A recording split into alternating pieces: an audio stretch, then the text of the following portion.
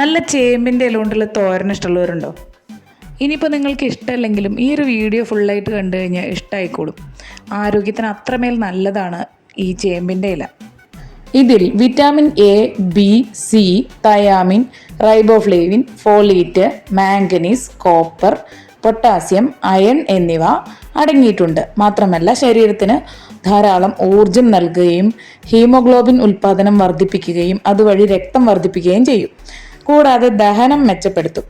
അതുകൊണ്ടാണ് ഈ കർക്കിടക മാസത്തിലൊക്കെ നന്നായിട്ട് ചേമ്പില മറ്റു ഇലകളും കഴിക്കണം എന്ന് പറയില്ലേ, 10 ഇല കഴിക്കണം എന്നാ പറയുക. അപ്പം അതിൻ്റെയൊക്കെ ഒരു കാരണം ദഹനമൊക്കെ നന്നായിട്ട് മെച്ചപ്പെടുത്തും. ഗർഭകാലത്ത് ചേമ്പില വിഭവങ്ങൾ കഴിക്കുന്നത് വളരെ നല്ലതാണ്. ഇത് ഗർഭസ്ഥ ശിശുവിൻ്റെ വളർച്ചയ്ക്ക് നല്ലതാണ്.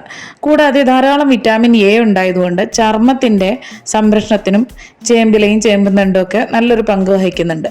കൂടാതെ ഹൃദയത്തിൻ്റെ ആരോഗ്യം സംരക്ഷിക്കുന്നതിന് ധാരാളം പൊട്ടാസ്യം ഉണ്ടല്ലോ, അത് സഹായിക്കും. ശരീരഭാരം കുറയ്ക്കാൻ സഹായിക്കും.